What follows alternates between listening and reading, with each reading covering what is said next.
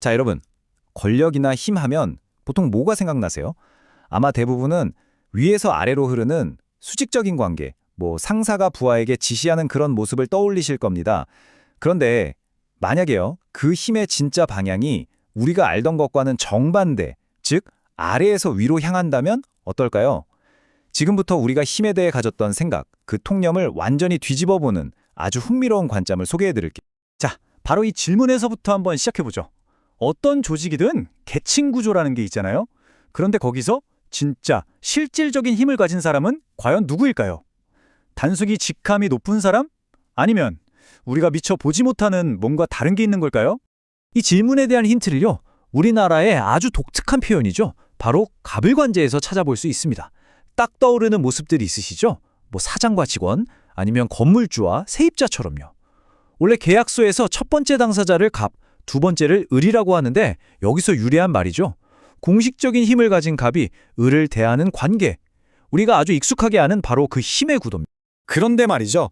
바로 이 지점에서 아주 흥미로운 거의 반전 드라마 같은 이야기가 시작됩니다. 이렇게 명확해 보이는 갑을 관계가 사실은 언제든 뒤집힐 수 있다? 이게 대체 어떻게 가능한 걸까요? 보통 우리가 생각하는 구도는 딱 이렇습니다.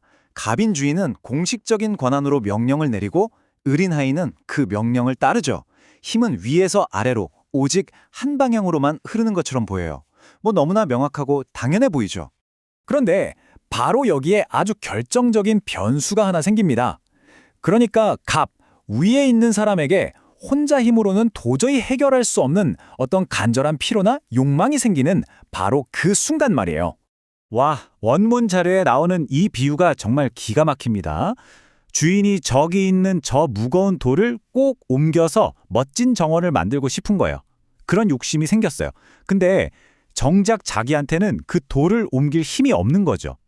바로 이 순간 그 돌을 옮길 수 있는 유일한 사람, 바로 그 하인이 진정한 갑이 된다는 겁니다. 보세요. 힘의 구도가 완전히 180도 뒤바뀌었죠.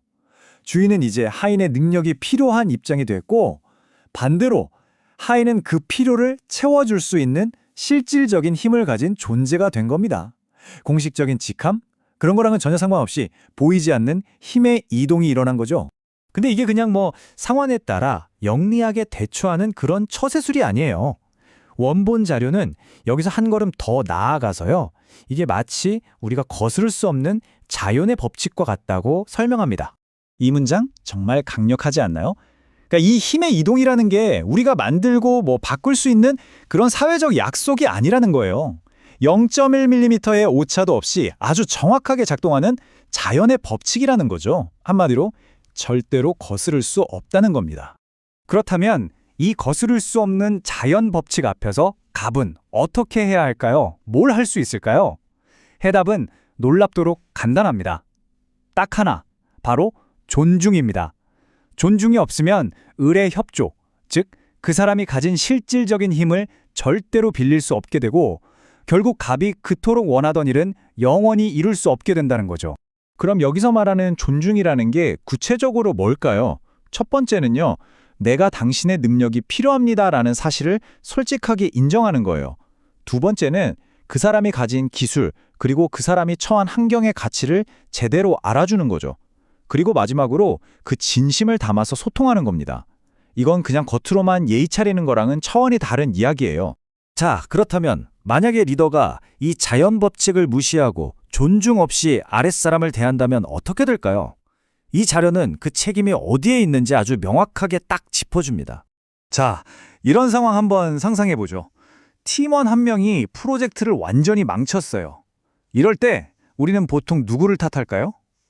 아마 대부분은 자연스럽게 그 팀원의 능력 부족을 먼저 떠올릴 거예요.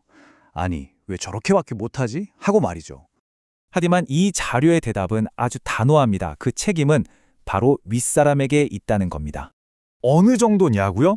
99%도 아니에요. 100%. 모든 책임이 전적으로 몽땅 다 윗사람에게 있다고 말합니다. 와, 정말 파격적인 주장이죠? 아니, 도대체 왜 그럴까요? 그 논리가 이렇습니다. 아랫사람이 일을 실패했다면 그건 애초에 리더가 그 사람의 능력을 잘못 판단했거나 혹은 그의 역량에 넘어서는 무리한 일을 맡겼다는 뜻입니다. 또 그를 어떻게 관리하고 동기부여해야 하는지 몰랐다는 거고요.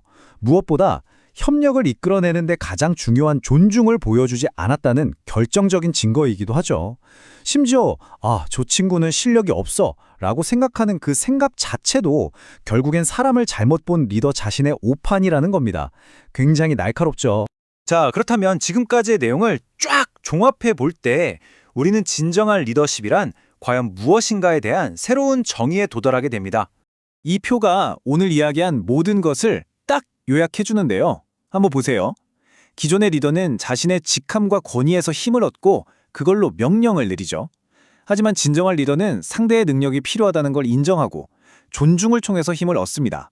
그리고 결정적으로 일이 잘못됐을 때 부하를 탓하는 대신에 그 모든 책임을 온전히 스스로에게서 찾는 사람. 바로 그게 진정한 리더라는 거죠.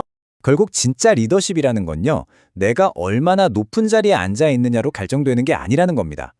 내가 얼마나 다른 사람의 능력을 진심으로 존중하고 그걸 잘 끌어내서 함께 더 큰 목표를 이룰 수 있느냐에 달려있는 것이죠. 마지막으로 여러분께 이 질문을 던지면서 마무리하겠습니다. 다음에 여러분이 누군가와 함께하는 일이 잘 안 풀릴 때 우리는 과연 습관처럼 상대의 실력을 의심할까요? 아니면 잠시 멈춰서 나의 존중을 먼저 돌아볼 수 있을까요? 어쩌면 우리가 그토록 찾아 헤매는 진짜 힘은 바로 그 질문에서부터 시작되는지도 모릅니다.